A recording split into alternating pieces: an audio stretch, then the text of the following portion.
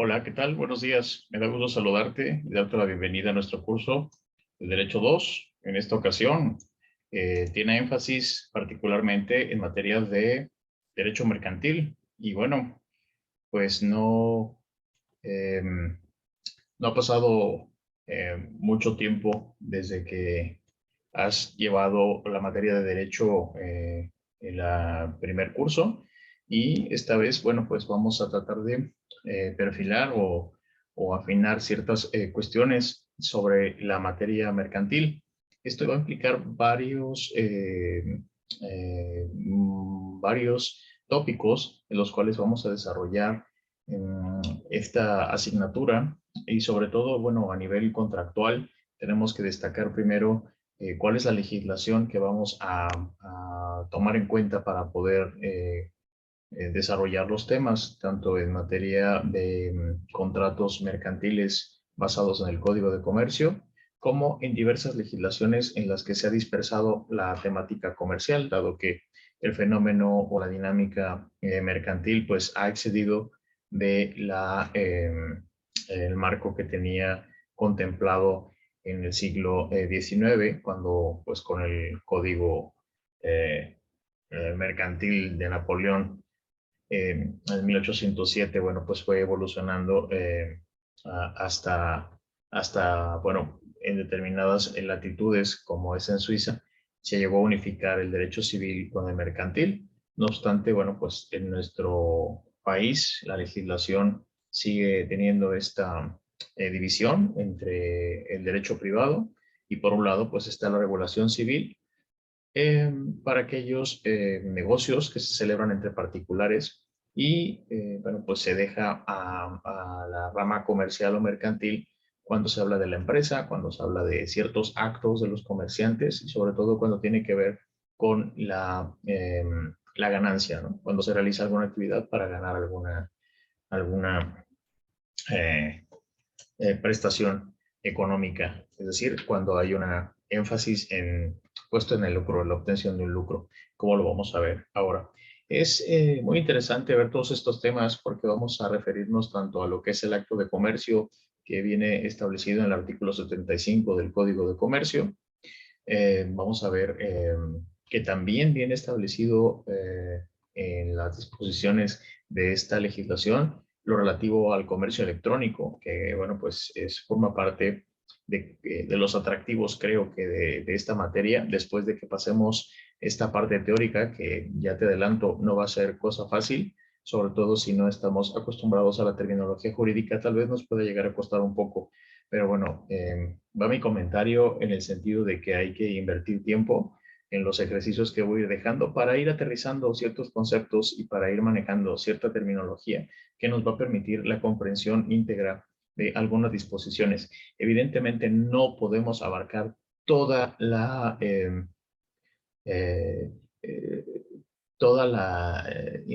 institucionalidad que viene desarrollada tanto en la legislación mercantil específica del Código de Comercio, como puede ser las específicas también, como es la Ley General de Títulos y Operaciones de Crédito, o la Ley de Seguros, o la Ley de Entidades e instituciones de crédito, como son las bancarias, o ver en la totalidad de sociedades, porque realmente no nos alcanzaría, de hecho, el curso que tenemos.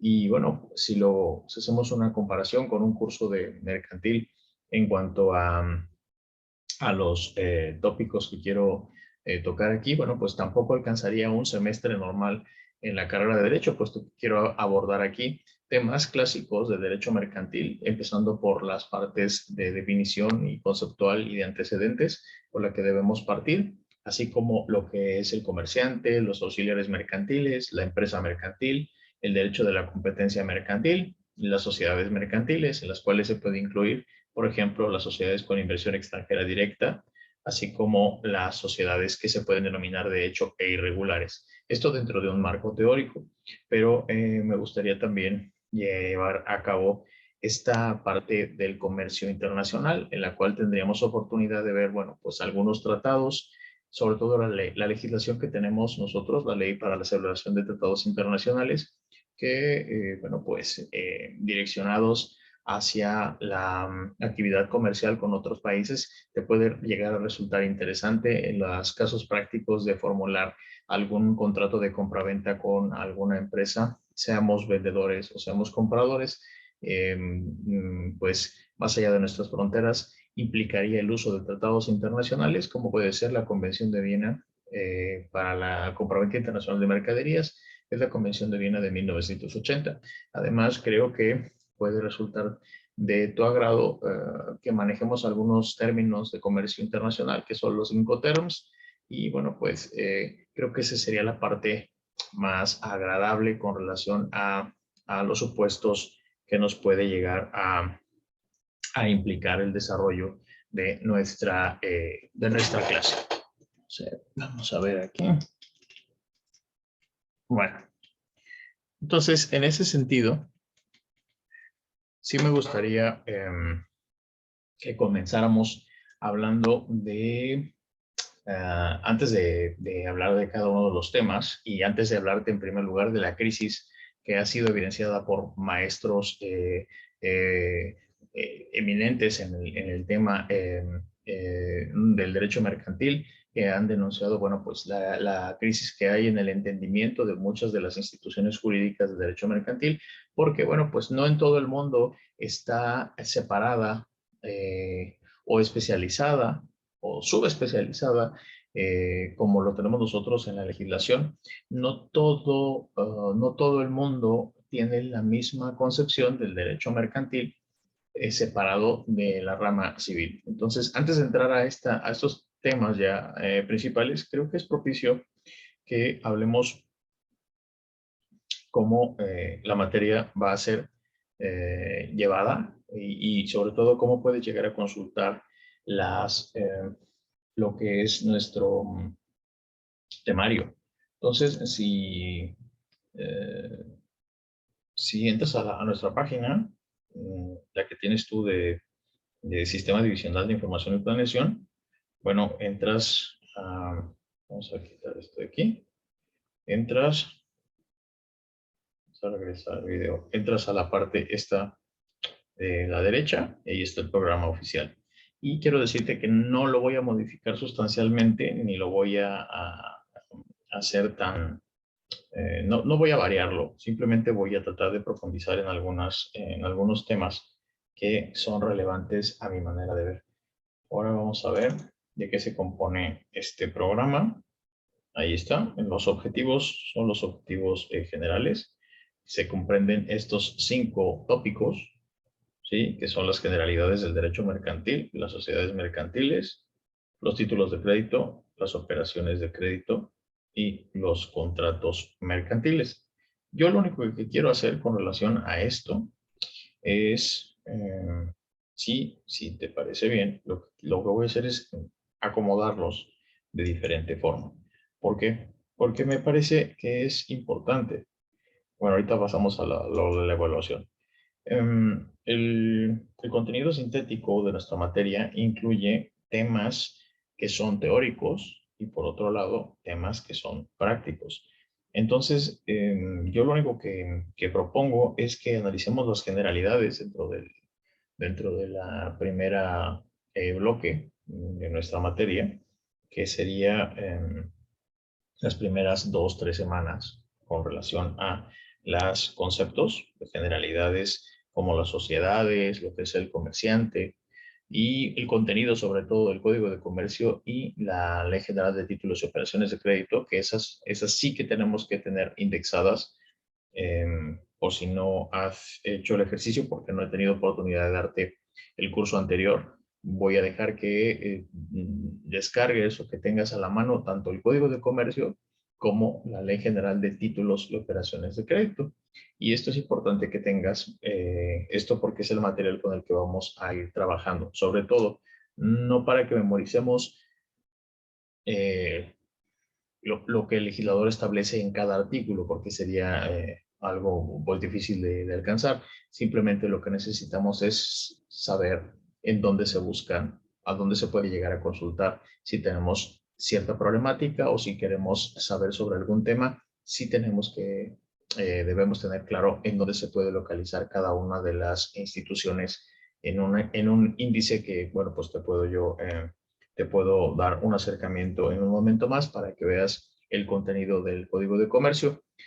Cuando veas que tiene 1000 y pico de artículos, no te asustes, el Código de Comercio ha sido modificado y ha sido derogado en algunas de sus disposiciones, en no pocas, por cierto, porque ha migrado, por un lado, ha migrado las instituciones que se desarrollaban ahí y se han ido a leyes especiales. Eso pasó con, por ejemplo, se contemplaba con la actividad de las empresas de seguros, ¿de acuerdo? Entonces, las empresas aseguradoras tenían su regulación en el Código de Comercio, pero migraron a una ley de seguros. Lo mismo pasó con el cheque, el pagaré, la letra de cambio, conocidos como títulos de crédito. Y bueno, pues ellos también migraron a su ley general de títulos y también ahí se incluyen las operaciones de crédito. Entonces, pues realmente, ¿qué quedó en el Código de Comercio? Lo vamos a ver ahora. Entre las cosas que te puedo decir es la parte sustantiva. Vamos a analizar ahorita cuál es el contenido de la parte sustantiva y también tiene la parte procesal. Es necesario que contemos con los rasgos indispensables de distinguir lo que es un juicio ordinario mercantil de lo que es un juicio ejecutivo mercantil. Pero más allá de darte detalles, sí necesitamos tener por lo menos aquellos elementos que te permitan distinguir cuándo podemos o cuándo vamos a tener que ir a un juicio sumario, a un juicio oral, por ejemplo, o nos vamos a ir a un juicio ejecutivo o cuando nos vamos a ir a un juicio ordinario. Después te voy a decir en qué consiste cada una de estas, pero también viene del Código de Comercio. Entonces, lo que te quiero decir es que el Código de Comercio tiene una parte de contratos, tiene una parte de definiciones, de conceptos, por ejemplo, qué es un acto de comercio, por ejemplo, cuáles son las obligaciones de los comerciantes, y por otro lado, esa es la parte sustantiva, pero también tiene la parte de procedimientos y de juicios.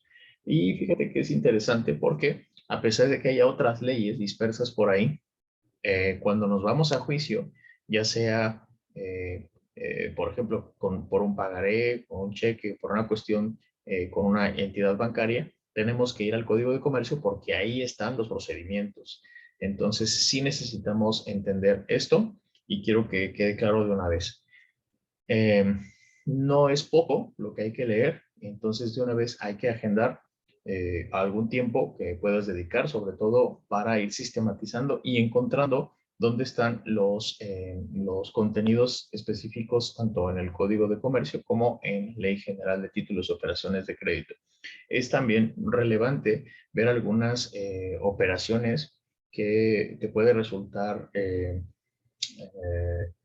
desconocido, por ejemplo, ciertas operaciones específicas como puede ser el arrendamiento financiero. Y bueno, pues creo que vale la pena detallarlo, más allá de los contratos que son ordinarios, como puede ser la compraventa, como puede ser el arrendamiento. Bueno, cuando hablamos ya de ciertas áreas de especificación mercantil o comercial, es interesante analizar pues desde el punto de vista de lo que dice el legislador en la ley específica. Dicho esto, para ordenarlo, como te comentaba, generalidades yo lo pondría, bueno, pues evidentemente tiene que estar al principio, pero las sociedades mercantiles no las vería desde el principio. Creo que eso es uno de los temas finales, las sociedades mercantiles. Y creo que pasaría a ver lo que son los contratos mercantiles y luego los títulos operaciones de crédito. Entonces, esto más o menos sería de la siguiente forma. Entonces, básicamente sería 1, generalidades, y no me estoy saliendo de nuestro temario, por eso te lo presenté así para que vieras que es el temario institucional, no me voy a salir de él, voy a respetar su contenido, pero sí me parece interesante poder modificar el orden. Número 2, vamos a ver contratos mercantiles. Esto evidentemente está basado en la parte sustantiva del Código de Comercio. En adelante le vamos a llamar COCO, Código de Comercio. Y Aquí en el 3 vamos a ver lo que son los títulos y operaciones, ¿sí? Crédito. Y por último, vamos a ver sociedades. Si bien es cierto, vamos a tocar conceptos. Evidentemente, no es que no te vaya a dar los conceptos de las sociedades, yo creo que esa es la parte teórica y se comprende dentro de lo que se denomina generalidades, ¿no? Pues fíjate, aquí está la comparación. Generalidades se respeta el punto número 1 y lo único que se varió fue el orden de lo demás. Entonces creo que no habría problema en que podamos atenderlo de esa forma para que nos dé oportunidad de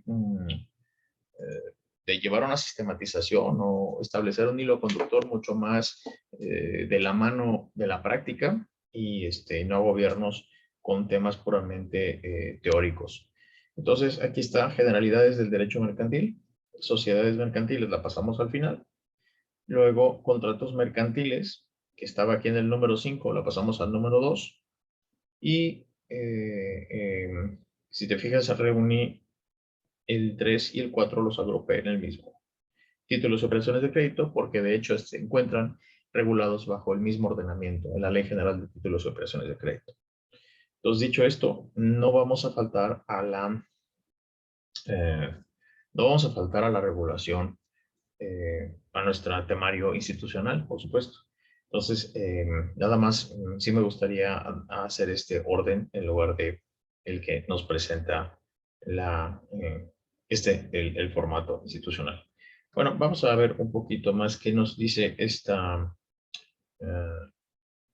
este sistema divisional en cuanto a que dice qué modalidades de evaluación, dice que hay una evaluación global, voy a quedar aquí.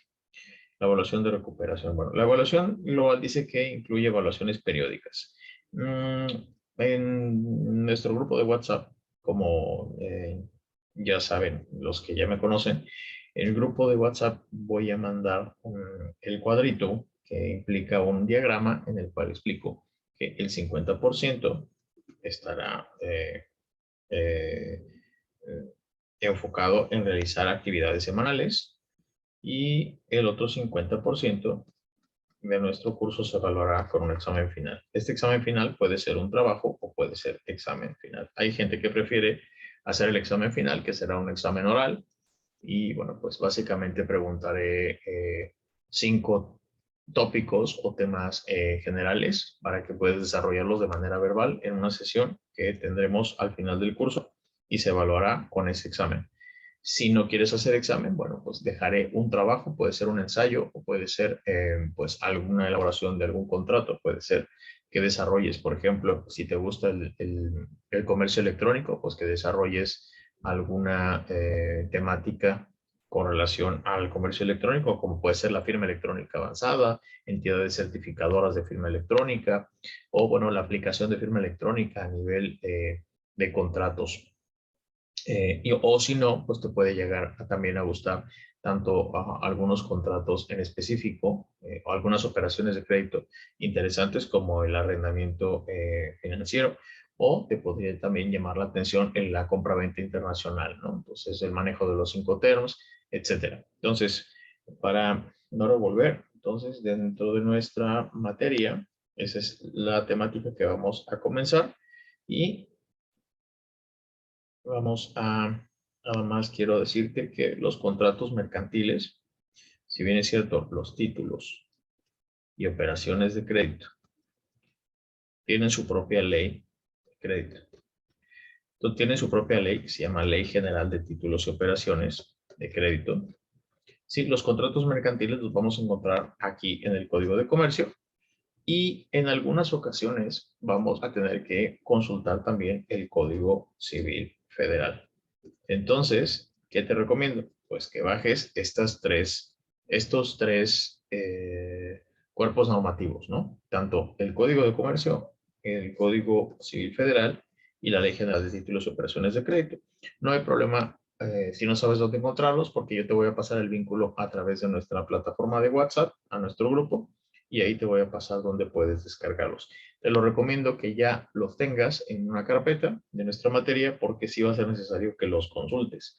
A veces me voy a ir rápido en cuanto a que voy a decirte el artículo del Código Civil dice esto y entonces, bueno, pues todo lo que digamos aquí es parte de la clase. No creas que porque es el Código Civil no tiene aplicación en materia mercantil, porque de hecho hay un término que se llama supletoriedad. ¿Así? Supletoriedad. Y el propio prefijo te está diciendo qué es. Entonces, en caso de que no se disponga algo en concreto, no se prevea en alguna disposición del Código de Comercio o en una ley mercantil especial, como puede ser la ley de seguros o la ley general de títulos de operaciones de crédito, siempre tendremos que ir a la supletoriedad. Y hay una regla indispensable aquí. Si se trata de una ley especial, como la Ley General de Títulos de Operaciones de Crédito, si no se prevé ahí, lo que no venga establecido ahí por el legislador, tendremos que ir al Código de Comercio. Si el Código de Comercio tampoco lo prevé, entonces tendremos que ir al Código Civil Federal o al Código de Procedimientos, eh, Civiles. Pero en todo caso, la parte sustantiva, que es la que nos va a interesar, sí tiene este elemento de supletariedad. Entonces, voy a darte las tres vínculos para que puedas descargar tanto el Código Civil Federal como el Código de Comercio, como la Ley General de Títulos y Operaciones de Crédito, por la razón que acabo de comentarte. ¿Por qué? Pues porque sí tienen aplicación. Entonces, en este diagramita, bueno, pues habíamos puesto el derecho mercantil, que implica el acuerdo de voluntades entre las personas o puede ser entre empresas, bueno, pues es el que da lugar a la certeza jurídica para que haya orden en la transacción comercial y también ante cualquier problema, ante cualquier vicisitud que se genere, pues es importante establecer las cláusulas apropiadas en el contrato para poder llegar a una solución lo más justa posible entre las partes que intervienen en esta negociación mercantil. Bueno, dicho esto, entonces, eh, la parte de la parte de la evaluación, que era la que yo te comentaba, entonces, para que quede claro, va a ser el 50% de trabajos no, no es nuevo para aquellas personas que ya cursaron conmigo Derecho 1, ya saben que así es. Entonces, te recomiendo que no faltes a ninguna actividad para que no demerites esta parte de la calificación. Y el otro 50% puede ser un examen o puede ser un trabajo final. Esto es como tú lo consideres. Entonces, bueno, esto era lo que quería comentarte y algo muy importante que te voy a pedir de favor. Muy importante es lo siguiente.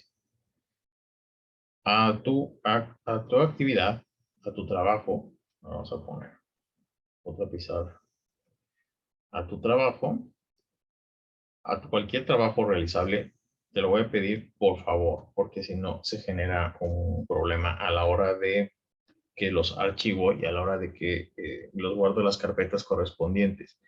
Por favor, te pido que tenga, además de las formalidades que te voy a pedir, cuando tú lo envíes, lo vas a enviar al correo, que ya sabes cuál es porque es a través del cual te di el mensaje de bienvenida. Quiero que lo envíes con lo que quiero que lo envíes, el subject o el objeto del correo, o el título del correo. Quiero que sea, en primer lugar, tu grupo. ¿Sí? Entonces, me pongas el número de grupo. ¿Sí? Porque si no me lo pones, entonces se dificulta, puesto que estoy dando a dos grupos. Entonces, sí es un poco complicado si no me pones al inicio del trabajo. Y como título del correo, ponme por favor primero el grupo. No me pongas trabajo 1, trabajo 2, actividad. No, no, no. O sea, si tú puedes nombrar el trabajo, ya la carátula, tú nómbralo como quieras.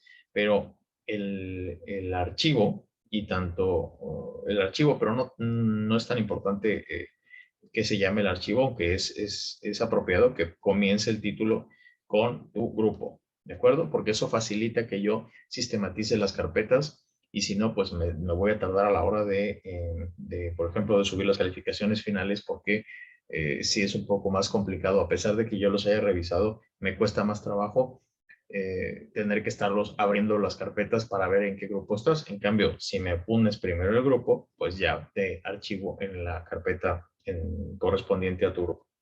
Eso es lo que te quería comentar.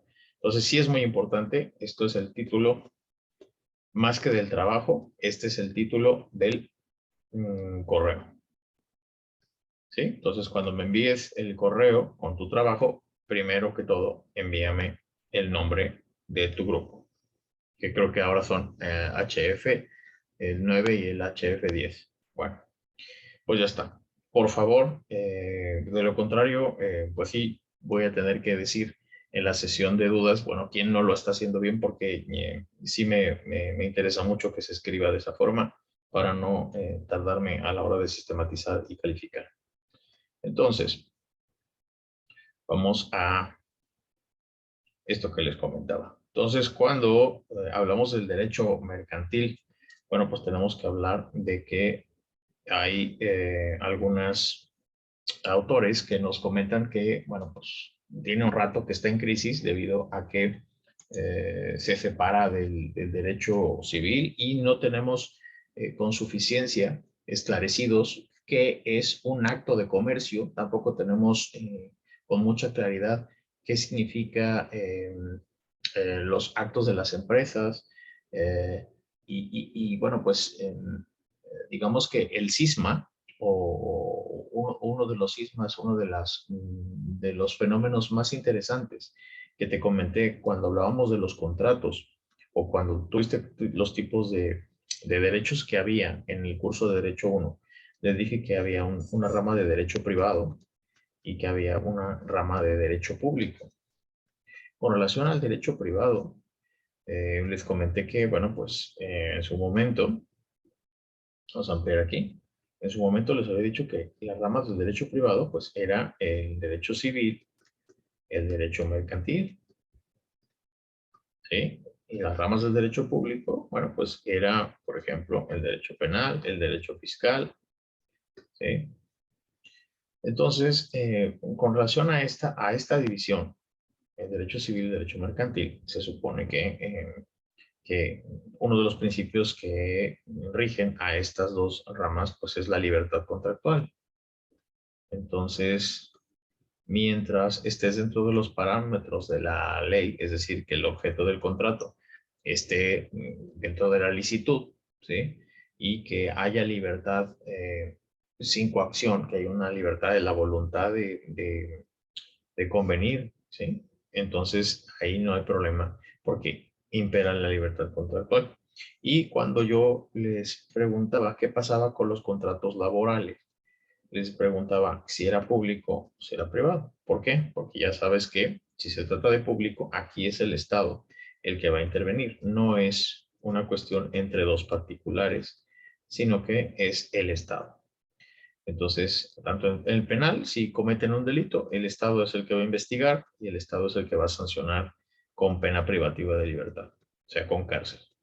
Si es fiscal, lo mismo, en materia tributaria, bueno, pues si hay problemas a la hora de que no estás enterando lo que debes en cuanto al gasto público, tu contribución, entonces te enfrentarás a un problema fiscal.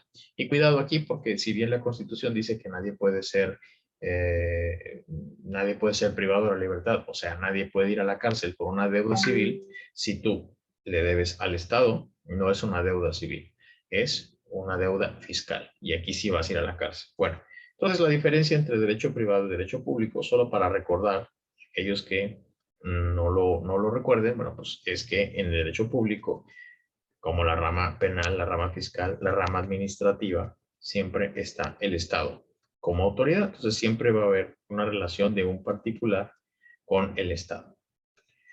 Y bueno, pues les preguntaba qué pasaba con el derecho laboral. el derecho laboral. No encuadra ni en el derecho privado ni en el derecho público, sino que aparece una tercera rama que es el derecho social. Y en la explicación que les di era que reflexionáramos sobre si era correcto, porque realmente era un contrato en el cual, bueno, pues el objeto es lícito y hay una libertad en cuanto a la voluntad de ambas partes. Una parte quiere trabajar a cambio de recibir una paga y la otra parte pues quiere contratarlo y darle una paga. La situación aquí es que entran en juego otros factores como es la protección a la parte menos favorecida por la relación económica, porque una parte se supone que tiene los medios de producción, que es el patrón, y la otra pues no tiene nada, porque pues lo único que tiene es su fuerza de trabajo y la cambia para ganar dinero. Entonces, aquí lo que les dije es que el objeto ya no era una cosa. Entonces, ¿cómo cuando tengas la oportunidad de celebrar un contrato de trabajo, sea un contrato individual o un contrato colectivo, te darás cuenta que el objeto no es una cosa? No podemos decir que nuestro tiempo o la parte de nuestra vida dedicada 8 horas, 10 horas a trabajar, no se puede llegar a comparar con una cosa como si compráramos un perro o una gorra, compráramos una silla, sino que estamos comprando tiempo de la vida de las personas. Entonces, bajo esa óptica, el derecho social, ¿sí?, donde se incluye el derecho laboral, rompe con esta idea de la libertad de contrato, de la libertad de pactar de las partes, que se tiene aquí en civil y se tiene en mercantil.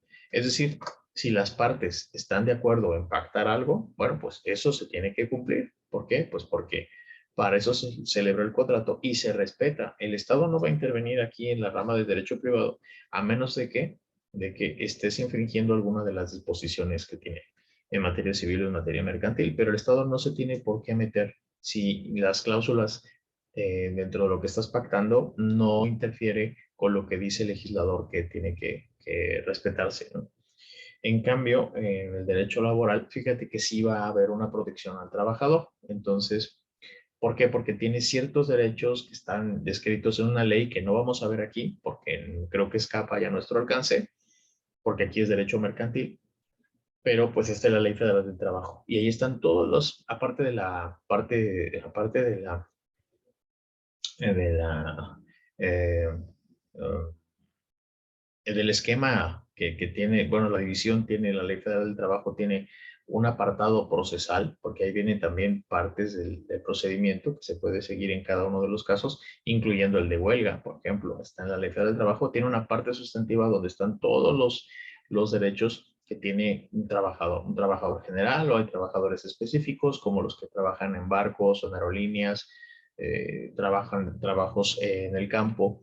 Entonces, bueno, pues cada uno tiene ciertas particularidades, además de que, bueno, vienen descritos los derechos generales de todos, cuál es la jornada máxima, cuánto te tienen que pagar de más si trabajas en días inhábiles, en días de descanso, bueno, pues cuánto tiene que pagarte el patrón por hora extra. Entonces, este tipo de cosas, evidentemente, si tú te trasladas a la época industrial, pues no existían. O sea, realmente era tan claro que la visión era esta, la del patrón. A ver, o sea, tú quieres trabajar, yo necesito que trabajes en mi empresa, te voy a contratar, pero tú y yo pactamos nada de que va a estar eh, el Estado protegiéndote porque eres la clase débil o desprotegida, ¿no? Antes, cuando comienzan las relaciones industriales de trabajo, bueno, pues evidentemente no existían estas protecciones.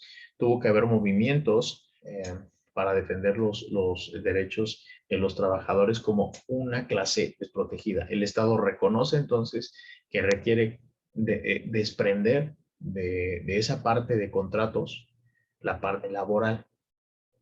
Entonces, dentro de las críticas que algunos autores señalan del derecho mercantil, que está perdiendo fuerza, tiene años que está perdiendo fuerza, está esta, que el primer golpe fue el derecho laboral, ¿no? Que se entiende como una materia distinta a la materia comercial. Y en segundo lugar es el derecho económico, y una de las ramas del derecho económico es la de la protección de los consumidores. Entonces, lo que le están dando, digamos, lo que están afectando, lo que están modificando. Este es el principio que regía como uno de los baluartes del derecho entre partes, entre particulares, porque si tú y yo quedamos en algo, bueno, pues eso es lo pactado y se tiene que respetar. Pero si entramos a una nueva dimensión de protecciones, porque hay clases desfavorecidas, como en el caso de los trabajadores o como en el caso de los consumidores, ¿sí? Entonces, aunque haya cláusulas y tú la firmaste, bueno, pues el Estado puede llegar a decir, ¿sabes qué? Esa cláusula es inválida. ¿Por qué? Porque estás afectando a la parte desfavorecida. Entonces, esos son los puntos que habría que analizar con relación a nuestras nuestros puntos débiles del derecho mercantil. No es sencillo, como verás el artículo 75, lo voy a sistematizar para que se entienda un poco más, pero escapan muchas cosas en cuanto a las empresas y en cuanto a los contratos y en cuanto a las actividades y en cuanto a los sujetos.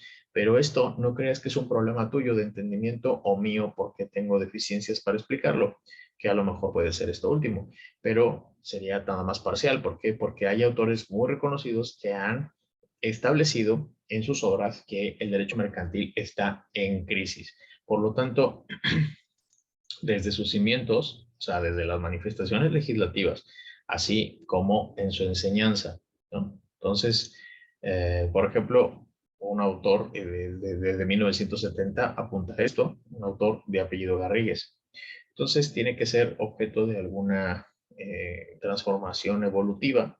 Y en algunos países, como te adelantaba, ya superaron esta idea de separar lo civil de lo mercantil, porque realmente no tenía una utilidad tan práctica, sino que, bueno, pues se hace más ley, se hace una hiperinflación legislativa de tener tantas leyes, cuando realmente a lo mejor no tendría que haber una diferencia sustancial, sino nada más en algunos casos particulares, sí marcar la diferencia entre lo que es un contrato civil y un contrato cuando vas a ser celebrado entre personas que van a obtener un lucro. Esa es la gran diferencia.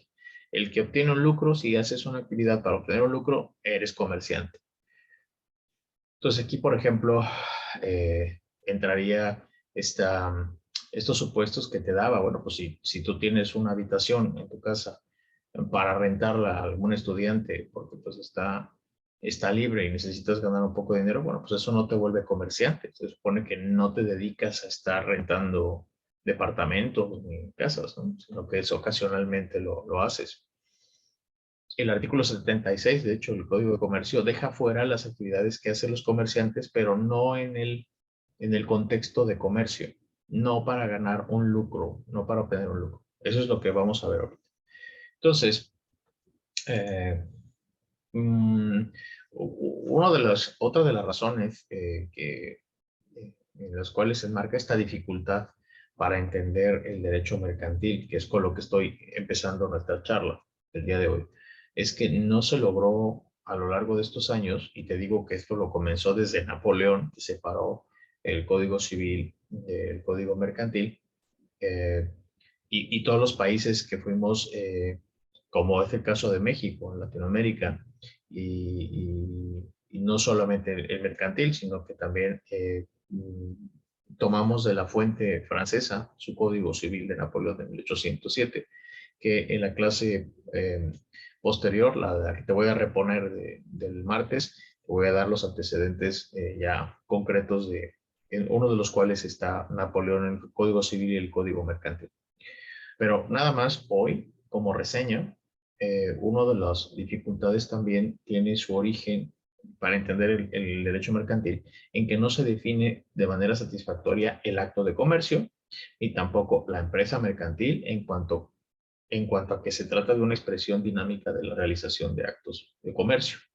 Entonces, hay dificultad a la hora de que el legislador trata de hacer su trabajo y por lo tanto a la hora de interpretar nosotros las normas, pues también da trabajo. Eh, no, como te comentaba, no en todas las latitudes está separado. Por ejemplo, en Alemania, desde 1900 hay, hay una idea que el derecho mercantil se ubica en el centro, en el núcleo del derecho mercantil está la empresa dedicada a realizar actos lucrativos. Y la tendencia unificadora del derecho privado, pues no solamente es en Alemania, sino está en Suiza, en Italia, Paraguay, Brasil, incluso en Estados Unidos o en Australia. Vas a ver que no hay esta división como tenemos nosotros por la tradición francesa. Entonces, por el carácter dinámico y cambiante de las prácticas mercantiles, se da la dispersión legislativa, como vas a ver. Por eso es la necesidad de ir al Código de Comercio, y también hay que ir a la General de las Operaciones de Crédito, y hay que ir a varias leyes para más o menos ir entendiendo de manera sistemática los contenidos de la materia mercantil. Ese es el problema. Por eso está la dispersión legislativa. Otro de los puntos que hay que señalar aquí es la globalización económica en el fenómeno comercial, evidentemente que trae sus propias vicisitudes. Entonces, a ver, okay.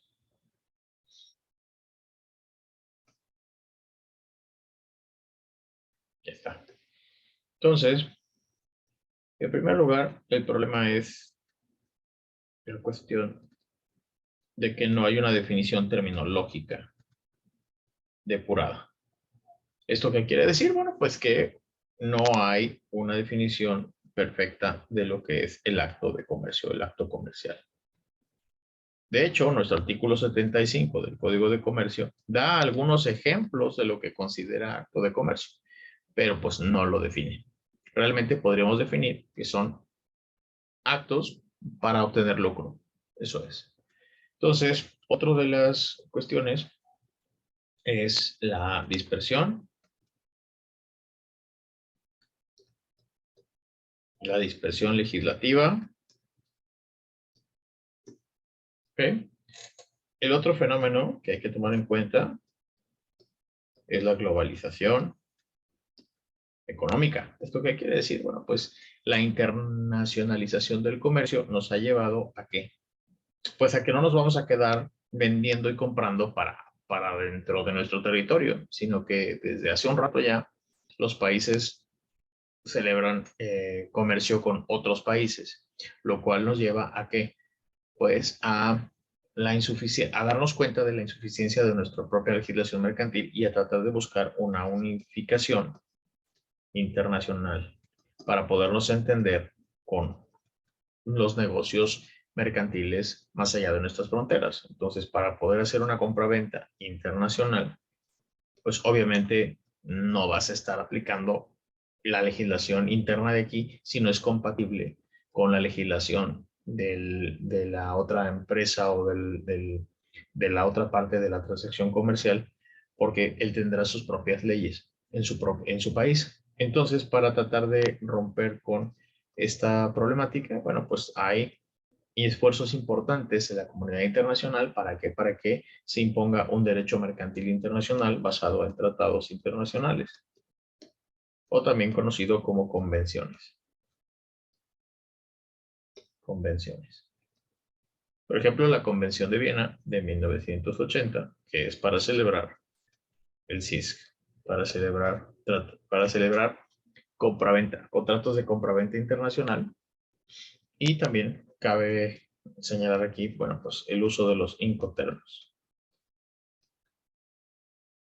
Ese es otro de los aspectos que hay que considerar, pues que se tiene que tomar en cuenta a la hora de estudiar el derecho mercantil, porque el derecho mercantil no nada más es el derecho que regula la actividad comercial dentro del país, sino que incluye también pues las operaciones comerciales más allá de las fronteras mexicanas. Entonces, además de esto, bueno, pues te comentaba también la incidencia de la actividad económica, la presencia del derecho económico. Esa es otra de las cuestiones económico. Esta es otra de las implicaciones. El ejemplo del derecho económico, cómo está afectando o está incidiendo sobre todo en el principio de la libertad de la voluntad de las partes, la libre voluntad de las partes, o sea, lo que pacten las partes en el clausulado del contrato es lo que se tiene que celebrar. Ahora no es así porque hay, por ejemplo, hay una rama de derecho económico que puede ser la de protección al consumidor. Entonces, cuando hay una cláusula que se considera abusiva, la van a anular. Entonces, protección del usuario o consumidor. Esto, evidentemente, hace algunos años no estaba. No estaba. Entonces, hay que ir anotando este tipo de factores que van a tender a modificar después la concepción de nuestro derecho mercantil. Forzosamente tenemos que hablar aquí de la influencia de la tecnología y la influencia sobre todo de la revolución electrónica, que después de la revolución, realmente después de la revolución industrial viene la revolución eléctrica y después de la revolución eléctrica está esa, la revolución electrónica, y esos aspectos pues nos llevan ¿a qué? A que hay que evolucionar las disposiciones mercantiles porque ahora ya se puede contratar con simples movimientos de un dispositivo. Entonces debe generarse certeza para que no haya problema a la hora de evaluar si se dio o no de manera adecuada la manifestación de voluntad para contratar. El ejemplo que les había puesto en el curso de Derecho Primero es que ha habido inconformidades por parte de padres de familia, usuarios de teléfonos, en los cuales pues ha llegado un cobro o una factura electrónica porque han descargado juegos o películas y ellos no han sido, sino que, bueno, pues le han dejado a sus menores hijos para que se entretengan el dispositivo y ellos, pues al estar jugando, pues no se dan cuenta de lo que están haciendo, o sí, no sé. Pero el caso es que lo que alegan los padres es que ellos no descargaron, entonces no tendría que ser que no tendría que en justicia haber algún cobro para ellos. Sin embargo, las empresas no han perdido en esta ocasión, puesto que la responsabilidad del dispositivo, como no es un juguete, es un teléfono, entonces es responsabilidad del adulto. Entonces, si él fue el que se lo dejó al menor, bueno, pues todos los cargos que ha hecho el menor son válidos y tiene que pagarlos. No es excusa entonces que no haya sido el adulto. Entonces, esas son las cuestiones que no existían antes de que tuviéramos plataformas en dispositivos móviles como ahora los tenemos.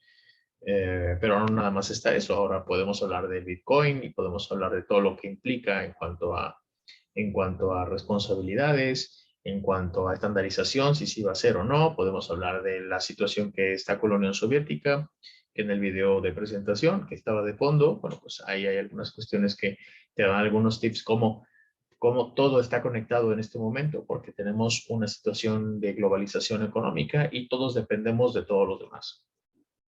En ese sentido, bueno, pues, ¿qué pasaría si hay bloqueos como los que se están anunciando a Rusia? Bueno, pues, evidentemente los precios en los mercados van a sufrir alguna repercusión, sobre todo a nivel de productos energéticos, que es lo que, eh, bueno, exporta Rusia, pero no solamente eso, es el primer exportador de trigo en el mundo y la Unión Europea pues también depende de muchos productos de... Entonces, ¿qué pasa con esos bloqueos?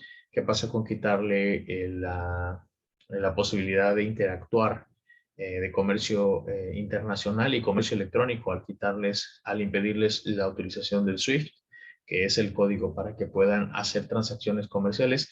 Esto es lo que vamos a ver que repercute muchísimo también en la forma de entender nuestro derecho mercantil. Bueno, además de la cuestión mercantil, hay que decirlo, la cuestión electrónica, también está la postura que tenemos los países, vamos a llamarnos emergentes, con respecto a los usos o los costumbres, usos, costumbres de de las potencias económicas. O sea, realmente un país que está emergente, como es el caso nuestro, tiene que disciplinarse y tiene que básicamente imitar los usos, costumbres que un socio comercial, como en este caso podría ser Estados Unidos o podría ser Canadá, en nuestro tratado comercial con América del Norte, bueno, pues ellos implementan. Entonces, este factor de usos y costumbres quiere decir que no tenemos una autonomía interna. como para decir lo que queremos hacer y lo que no queremos hacer, porque si no tenemos posibilidad de adaptarnos, entonces no podríamos celebrar, bueno, ningún convenio con ellos, ¿no? Hay que adaptarse al uso y costumbre que ellos plantean. Esto, más allá del discurso de autonomías y de independencias y de soberanías, realmente, como lo estamos viendo ahora con la situación bélica en Europa, vamos a ser testigos de movimientos muy interesantes respecto a la balanza comercial y crisis económica, sobre todo de precios. Vamos a ser testigos de ello para, como prueba de que estamos en un ambiente más globalizado que cuando comenzó esta historia de redacciones de códigos de comercio allá en el 1807. Y bueno, pues para mencionarte nada más algunas de las empresas que están desde hace mucho tiempo y que bueno, pues en algún momento podría llamarte la atención. Casa Cuervo, 1875. Imagínate, ya había comercio de este tipo de productos. Sombrero Sardán, 1847, Tequila Sauza, 1873, el Banco Nacional de México, pues que evidentemente ya no es ese banco, sino que lo compró Citigroup, 1884, Cervecería Cuauhtémoc, que es de 1890, la ladrillera Monterrey, se llama La Moza, 1891, Cervecería Moctezuma, que también ya la compraron, bueno, estaba desde 1894. Y así te puedo dar ejemplos de cómo hay empresas que, bueno, pues ya tenían una actividad consolidada en nuestro país y entonces ya tenía regulaciones, Sanborns en 1903. Entonces, evidentemente que lo que te estoy poniendo en la pizarra, pues no teníamos ni idea de que iba a llegar el comercio electrónico, ni tampoco que iba a llegar estas ideas de la globalización. Bueno, pues eso es nuevo, ¿no? Entonces, más allá de los conceptos, que me gusta mucho la parte de Arturo Díaz Bravo, en la cual después de que su obra de Derecho Mercantil, después de analizar unas 7, 8 definiciones que te voy a compartir la próxima sesión, que es la de recuperación, um, comparte su propia definición, la cual establece que el derecho mercantil es la parte del derecho privado que regula las relaciones jurídicas que se celebran entre comerciantes derivada del ejercicio de su actividad comercial, así como las controversias que se pudieran suscitar emanadas del incumplimiento de obligaciones. Entonces, esto lo voy a poner aquí.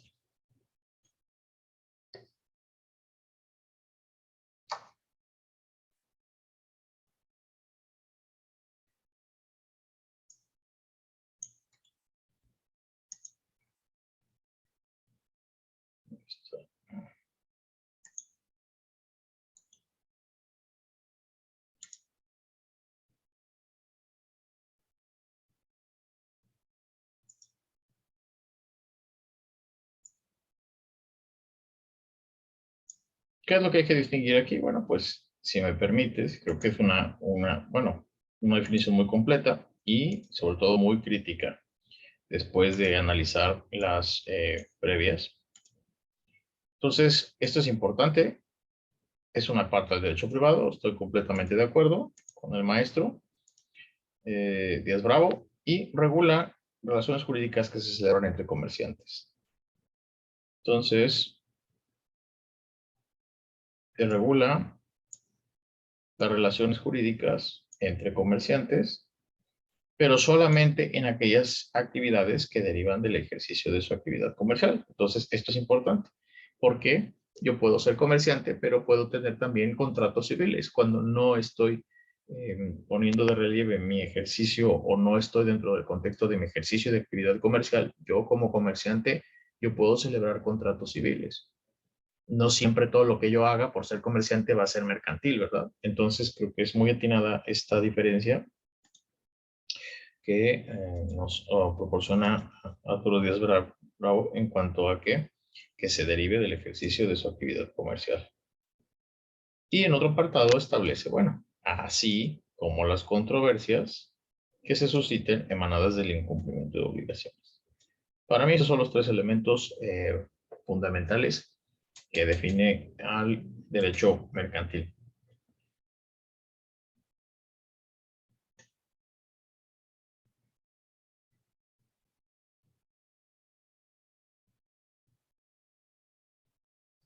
Y derivado de esto, vamos a ver cuáles son esas actividades mercantiles, ¿no?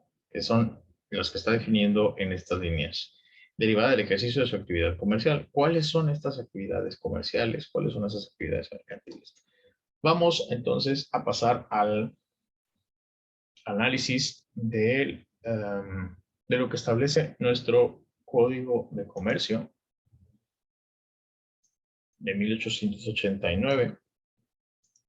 Espero que se vea bien.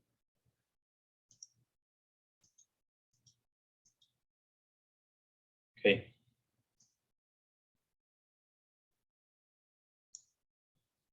Ok. Nuestro Código de Comercio contiene varios apartados que todos son interesantes. Ahorita vamos a ver un esquema rápido para que veas el contenido. Pero antes de ello, quiero que conozcamos qué se entiende por actos de comercio y bueno, el artículo 75 establece lo siguiente, estas fracciones.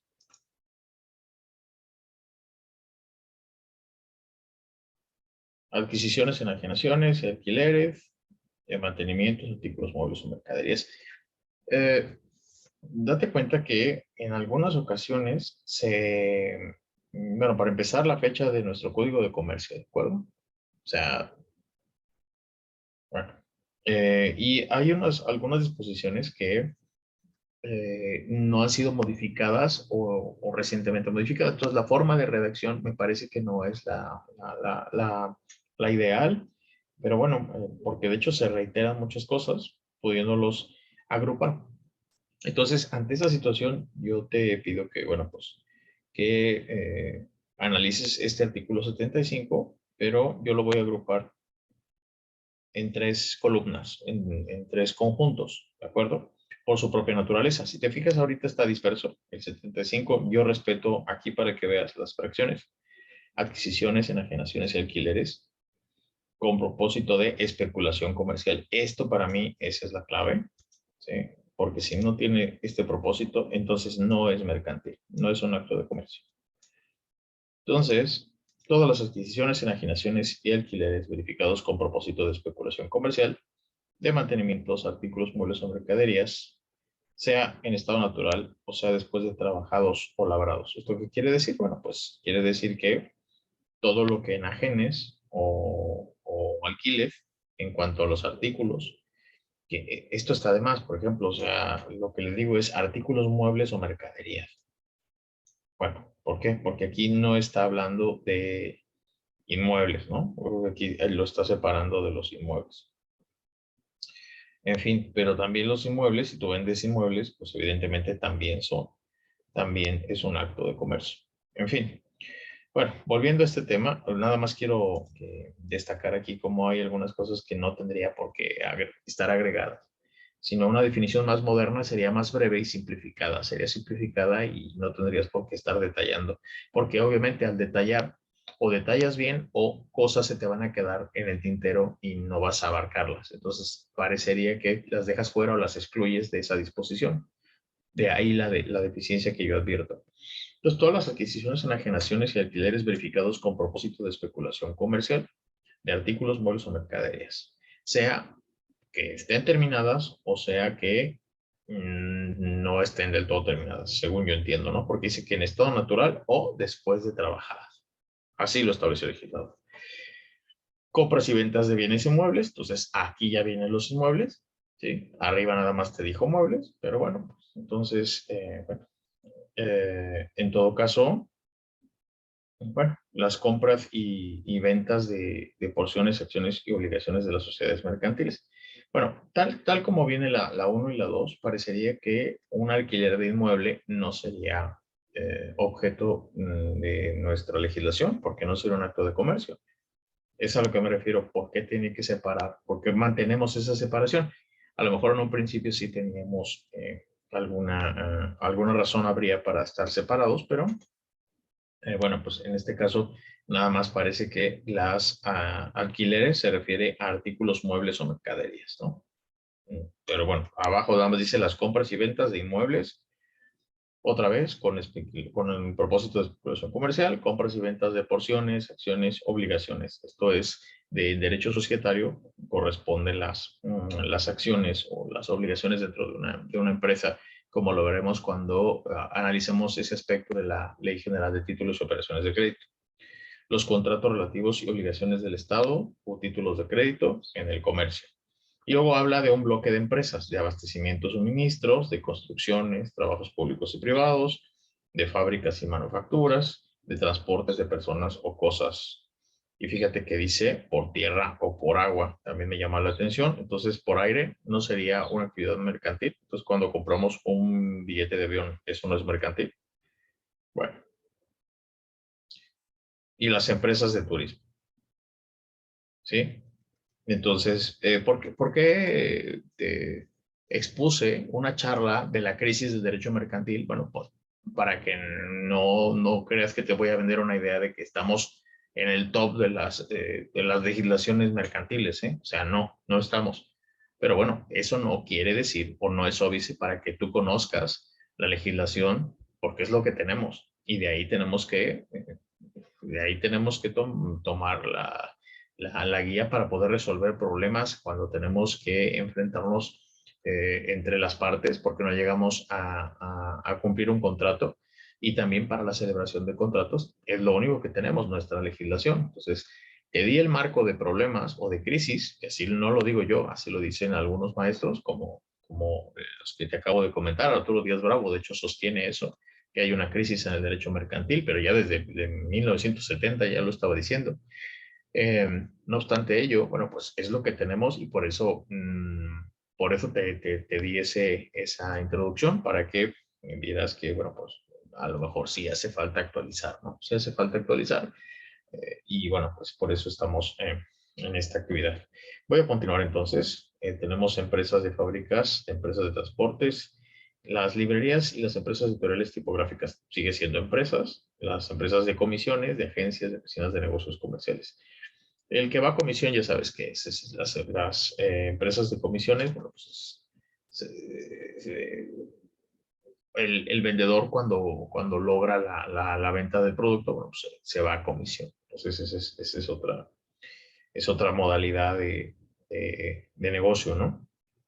Casas de empeño, establecimientos de ventas. Publica moneda, te voy a remitir al 1412, ya que tengas el código de comercio para que lo veas. 1412, título tercero, juicios ejecutivos. Ahí viene lo que es la moneda. La moneda es el remate, ¿de acuerdo? Cuando se pierden los bienes por una situación de una deuda y ya se resuelve la sentencia, bueno, esta pública moneda quiere decir que se va a rematar el bien que estaba embargado. Entonces, cuando ya no se logra pagar durante el juicio, no se logra pagar lo que se debía, bueno, pues ese bien que fue embargado va a pasar a rematarse. ¿Y qué es la pública almoneda? Bueno, pues son las sesiones que se van dando. La primera almoneda, bueno, pues mantiene un precio. Si nadie oferta la base, que son las 3/4 partes, me parece, del precio, entonces va a haber una segunda almoneda, va a haber una segunda convocatoria para que venga alguien y fije una postura. Pero va a ir bajando, como te lo voy a explicar. Aquí en el 1412, cuando ya tengas el código de comercio, date una vuelta para que veas esto de los juicios ejecutivos. Está dentro del título tercero, y ahí vas a ver lo que es la pública moneda y cómo va bajando de precio conforme va haciéndose más las convocatorias y nadie viene a ofrecer una postura para comprar ese bien. Por eso te dejé aquí el artículo. Bueno, empresas de espectáculos públicos, otra vez comisión mercantil, la mediación de negocios, operaciones de bancos, contratos, comercios marítimos y navegación. Esto estaba de más, interior y exterior. Contratos de seguros, depósitos por causa de comercio, depósitos en almacenes generales, operaciones hechas sobre los certificados de depósito, cheques, letras, remesas de dinero, vales u otros títulos a la orden, obligaciones de los comerciantes, obligaciones entre comerciantes y banqueros, los contratos y obligaciones de los empleados de los comerciantes en lo que concierne al comercio del negociante. Fíjate, esta fracción 22, contratos y obligaciones de los empleados de los comerciantes en lo que concierne al comercio del negociante que los tiene a su servicio. O sea, estos contratos y las obligaciones de los empleados de los comerciantes, fíjate lo que dice el 22, en lo que concierne al comercio del negociante que los tiene a su servicio. Bueno, pues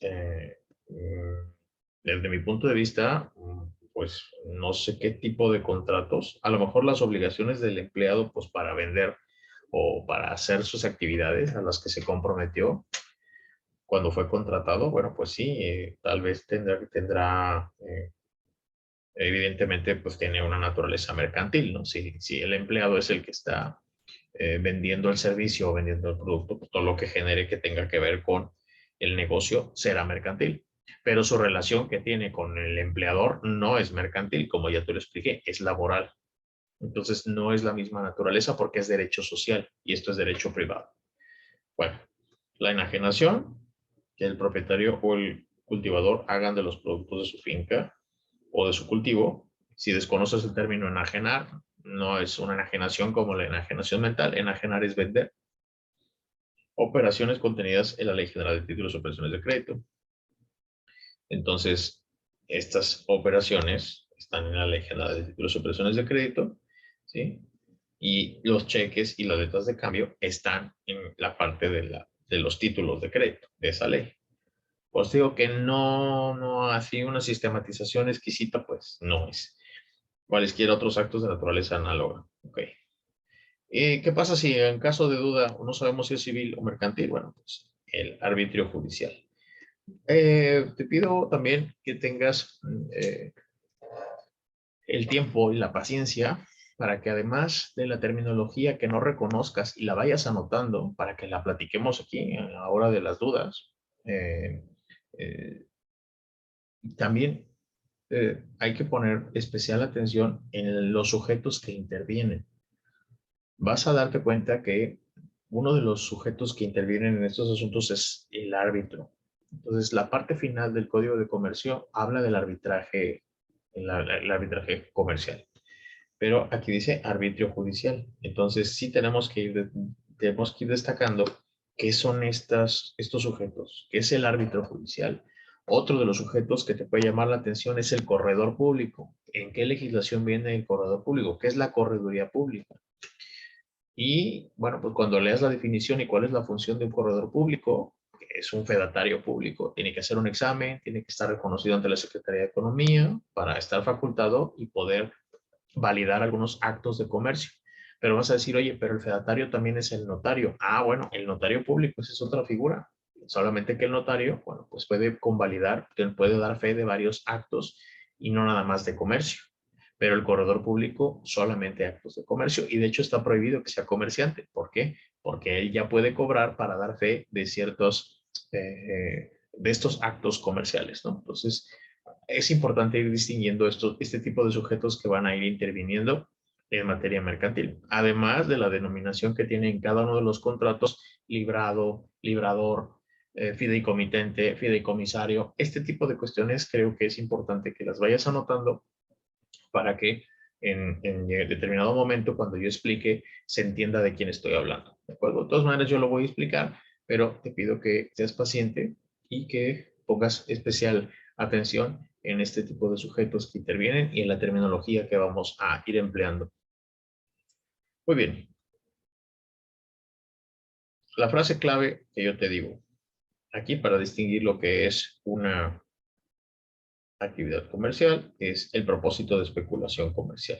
Si no tiene esta parte de especulación comercial, no tenemos por qué entender que sea un acto de comercio. Entonces sería un contrato civil. Entonces también puede haber una compraventa civil, claro. Tú puedes venderme tu casa, yo te puedo vender mi moto o te puedo vender un auto y eso no es mercantil. ¿Por qué? Pues porque no me dedico yo a vender autos. Pero ahí está el punto. Entonces, cuando yo te vendo un auto o te vendo una moto, no quiero, no tengo por objeto una especulación comercial, pues podríamos debatirlo, porque realmente, pues yo no le quiero perder, ¿no? Si te vendo el coche, pues buscaría una ganancia, ¿no? No voy a tratar de venderlo y perderle, ¿no? Entonces, la especulación comercial, ¿qué es? Yo agregaría una especulación comercial permanente o funcional, o sea, te dedicas a eso. Esa es tu manera de ganar dinero, o sea que vendas autos, motos o vendas gorras o playeras en Mercado Libre. Esa es una actividad comercial porque quieres ganarle dinero. Entonces, no nada más, digamos que ese problema con la terminología, ¿no? Creo que no se llegó a distinguir bien o a separar o a dar las razones suficientes por las cuales se tiene que separar de lo civil. Bastaría con que los contratos fueran los mismos que en el civil, pero bueno, pues aquel que se dedicara de forma permanente a ganar una especulación comercial, bueno, pues podría aplicarse este régimen. Te quiero hablar de una vez del 76. Estoy ya en el Código de Comercio, ¿sí? El 76 establece que no son actos de comercio, fíjate, compra de artículos o mercaderías que los comerciantes hagan para su propio uso o para el de su familia, ¿sí? Ni las reventas hechas por los obreros cuando ellas fueran consecuencia natural de la práctica de su oficio. Eso es lo que ya no entiendo. ¿Por qué? Pues porque si el obrero está trabajando, me refiero al patrón, ¿no? Entonces, si él está revendiendo algo, o sea, pues es para obtener un lucro. Entonces, aquí lo que está haciendo es como excluir la reventa de los obreros si es consecuencia natural de la práctica de su oficio. Entonces, pues parecería entonces que un obrero, si se pone a vender o a revender las cosas que él produjo, no es un acto de comercio. Y creo que eso es un error, porque si las está revendiendo, pues es para obtener un lucro. Entonces parecería que únicamente es un acto de comercio si se trata del dueño del negocio o del dueño del patrón. Pues, eso es lo que se desprende del 76. Repito, no es algo fácil, no es algo sencillo. A veces tenemos que ir a la jurisprudencia y a veces ni yendo a la jurisprudencia queda clara la terminología, porque ya tiene sus años. Entonces, yo te recomiendo que hagas esto. Vamos a separarlo en actos, en sujetos y en documentos. ¿Ok? En actos, en sujetos y en documentos. ¿Por qué? El mismo artículo 75 lo desglosé aquí, solamente que agrupé. ¿Por qué? Porque se refiere a estas tres naturalezas. Uno son actos, por ejemplo, esto que está en amarillo, las adquisiciones, las enajenaciones y los alquileres. Abajo, enajenación, compras y ventas y operaciones. Esto, todos son actos.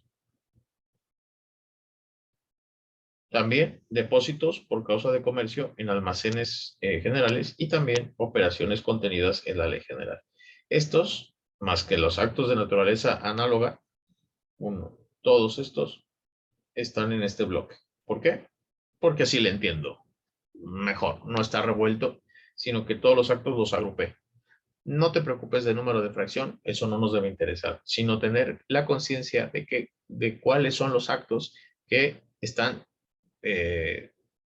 tipificados, ¿sí? Aunque no sea delito, vamos a decir, vamos a tomarle la palabra prestada a la materia penal y están tipificados por el legislador mercantil. También en la segunda columna, los sujetos. Ahí no hay una razón de actividad.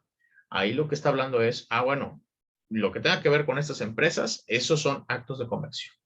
Entonces, empresas de todo lo que viene aquí, que ya lo hemos leído, ¿sí?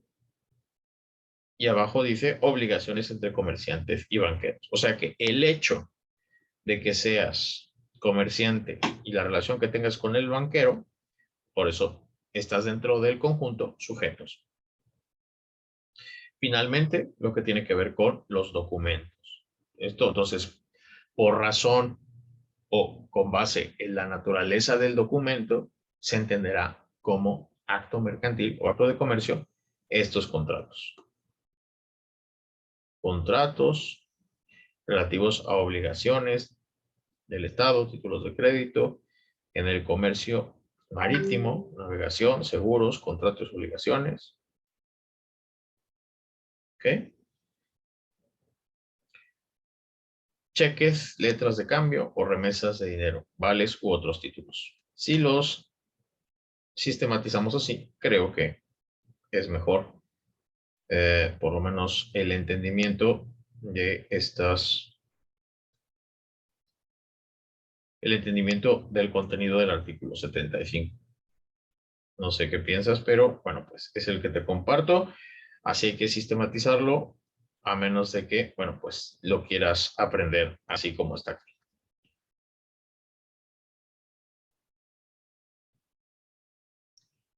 Bueno, estos son los actos de comercio y, bueno, pues es importante que nos echemos un clavado a la estructura del Código de Comercio. Solo para efectos de que sepas qué hay ahí. Hay una gran parte de, bueno, después te hablaré de los contratos mercantiles, que ya sabes que es uno de el segundo tema, después de hablar de generalidades, que es lo que estamos viendo ahorita. Generalidades, que es conceptos, estructura, ¿sí? Del Código de Comercio, como vamos a ver, y vamos a ver los contratos mercantiles. ¿Ves? O sea, ese es el orden lógico que vamos a seguir. Entonces, este tema sería el capítulo 2, que viene a partir del 77 del Código de Comercio. Y nada más quiero darte una... Quiero reseñar la parte sustantiva y la parte procesal del Código de Comercio. Y no te quiero confundir. Nada más vamos a repasar para que aquella persona que no recuerde esta situación, vamos a, con todo gusto, ponerla aquí. Recuerda, los derechos sustantivos. ¿Esto qué quiere decir? Bueno, la persona que celebra un contrato está sujeta, tiene derechos, pero está sujeta a obligaciones. ¿Ok? La parte con la que celebró contrato, lo mismo. Si quieres compraventa, una está obligada ¿a qué? A dar la cosa.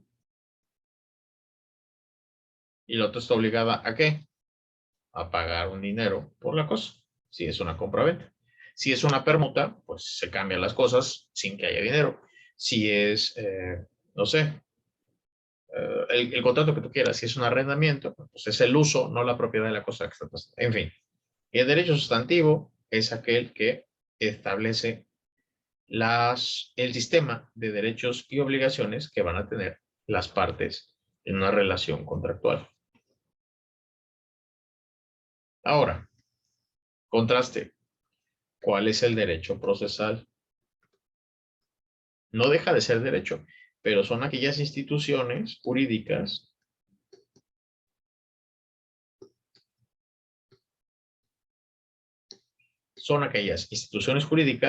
que van a regular el proceso. ¿Esto qué es del proceso? Ah, bueno, esto es, ¿qué pasa?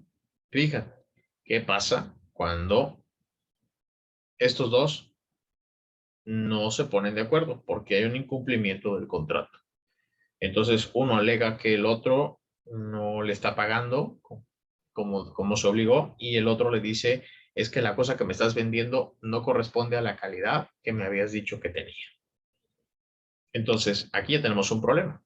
Este problema, en términos jurídicos, es la litis. Y la litis viene de la lit, que es la pelea, y es el litigio. ¿Ok? ¿Para qué sirve el derecho procesal? El derecho procesal nos va a decir cómo es que el Estado va a atender y va a solucionar la litis.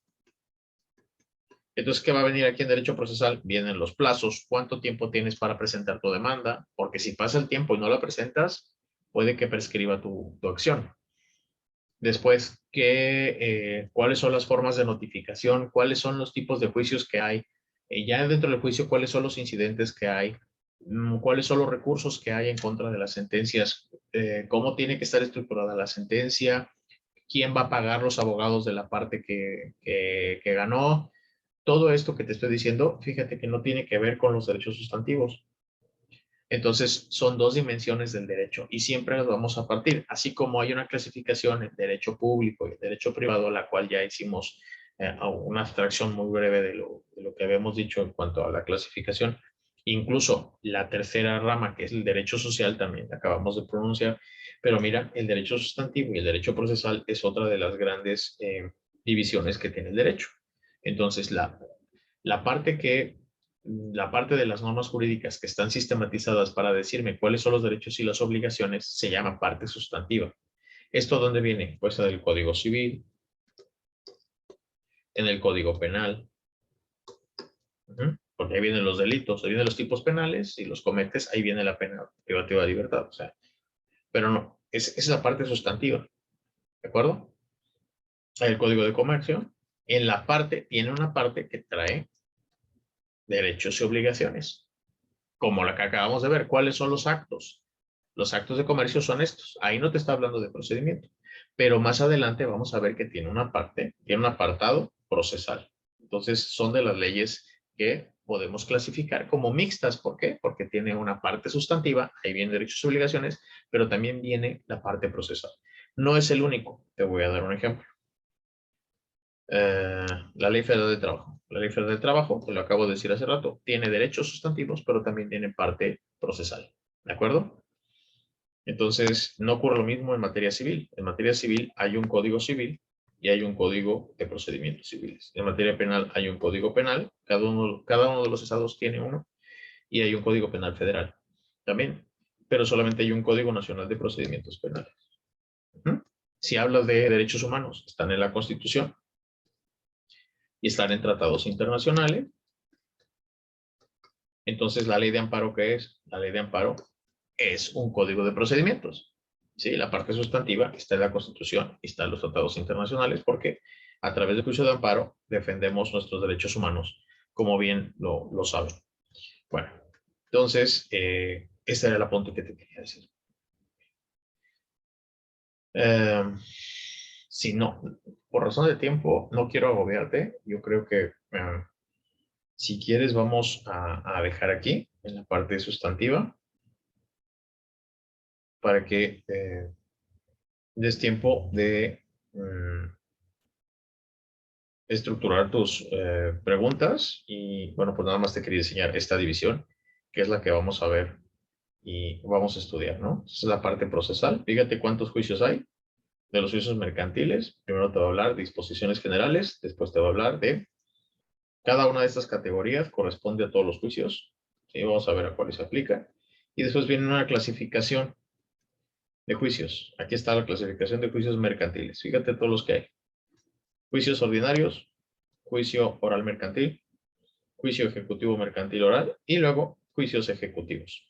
Finalmente, hay dos procedimientos aquí que tienen que ver con la ejecución de la prenda. Una es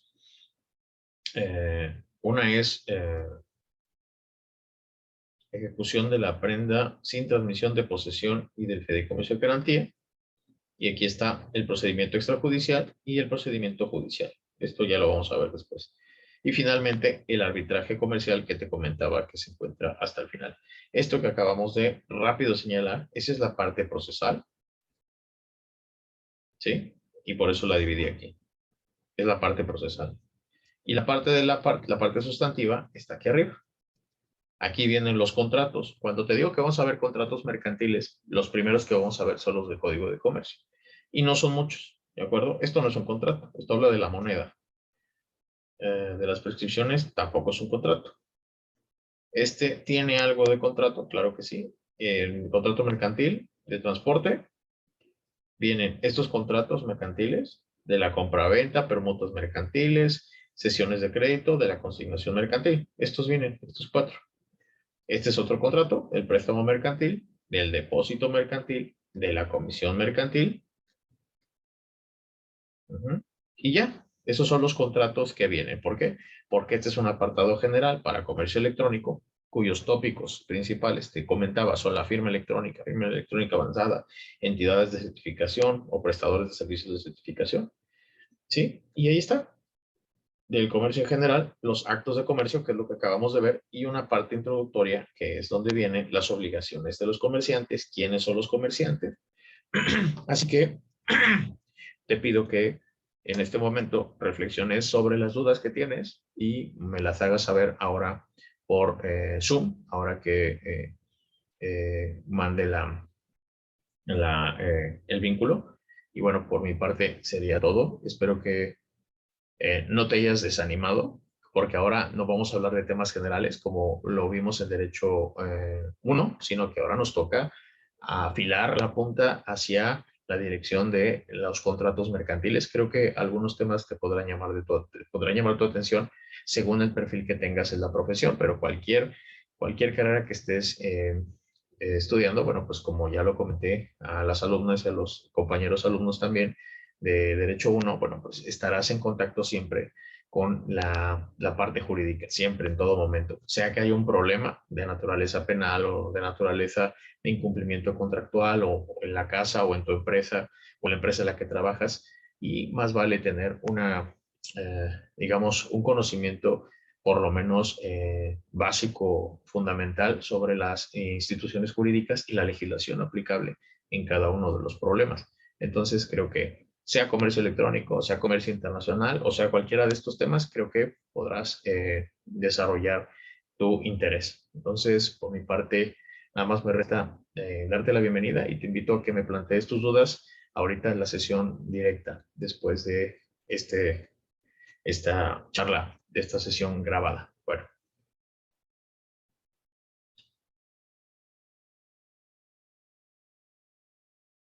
nos vemos ahora entonces.